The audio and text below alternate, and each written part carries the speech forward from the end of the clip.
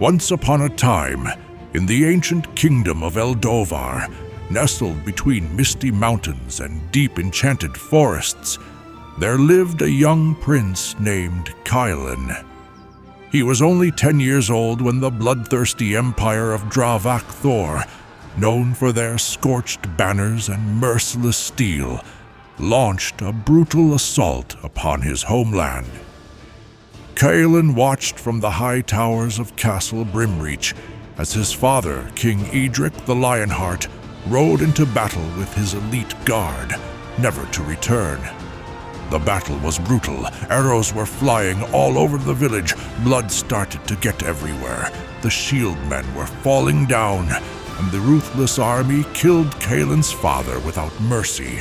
They enslaved the people and drove the royal family into exile.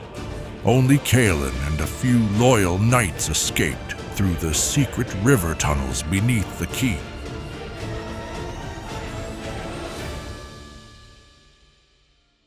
Years passed.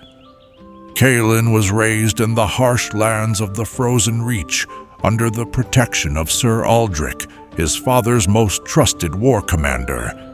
In the howling blizzards and among ancient warrior clans, Kylan learned to wield a sword, speak the tongues of battle, and command with honor.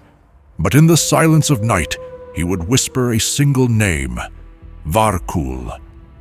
At age 21, Kylan stood before the blood-stained altar of the old gods, cloaked in wolfskin and iron. He thrust his blade into the ice and made a vow. I will return to Eldovar. I will reclaim my kingdom, and I will drown Dravak Thor in the flames they once lit. The cold wind howled as Kylan stood atop the ridge, overlooking Ironmaw Fortress, the black-hearted stronghold of Dravak Thor, built from the bones of Eldovar's old capital. The jagged walls stretched like claws across the horizon, and the crimson banners of the enemy flapped arrogantly in the sky. But Kylan wasn't here to admire walls. He was here to burn them down. With the sun dipping low, casting a blood-red hue over the battlefield, Kylan gathered his commanders around a large map drawn in the dirt. The torches flickered against the wind as he laid out the strategy, his voice sharp and calm. We strike from 3 fronts. The main force distracts them at the gates. That's us. Let them believe we're coming with everything. He pointed to the rear of the fortress. Second team slips in through the back passage, the old servant tunnel beneath the cliffs, silent and fast. Take the west tower. Then his eyes move to the coastline. The ships come at nightfall. The third force lands from the sea, climbs the rocks and opens the harbor gate. Once they breach, we all push in like wildfire. He paused, scanning each soldier's face. No mercy, not for what they've done to us. Tonight, we end it.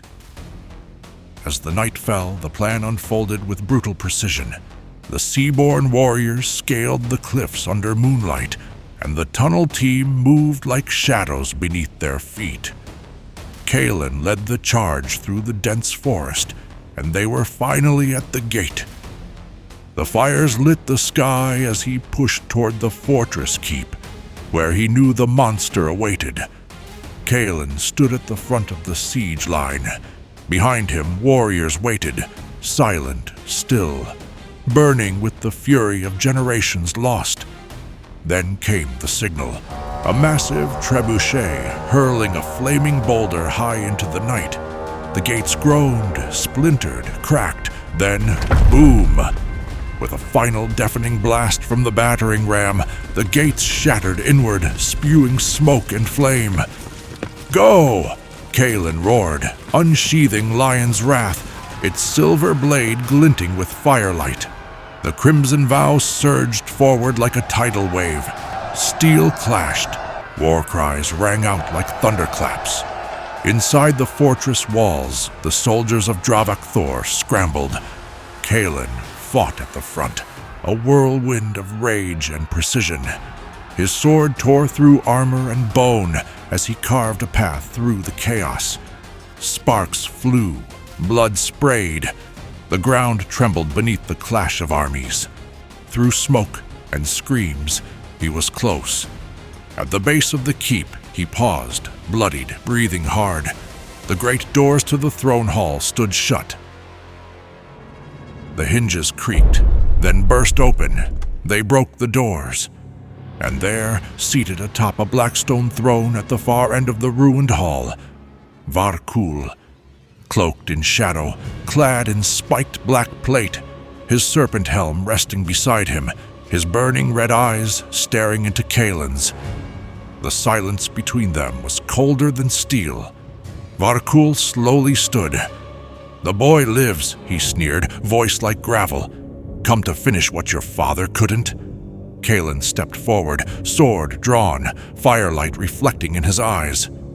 "No, I've come to finish what you started." They charged. The clash was titanic. Varkul swung a colossal axe, its edge cracking stone as Kaelin dodged, countered, parried. Sparks exploded from their blades.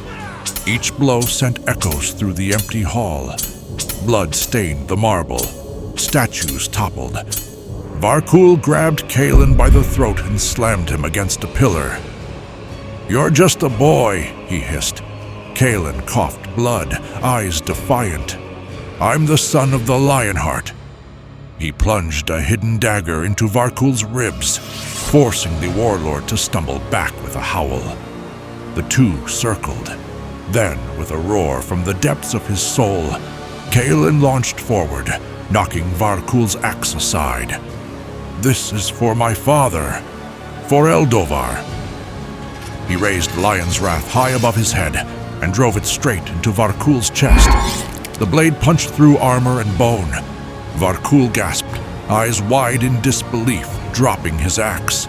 He fell to his knees. "Your empire dies with you." Then, with both hands, he wrenched the blade free. Varkul collapsed to the ground, lifeless. Silence. Kaelin stood alone, chest heaving, blood and soot covering his armor. Behind him, the fortress burned, and the army outside fell to their knees. The Lionheart's son had returned, and vengeance had been fulfilled.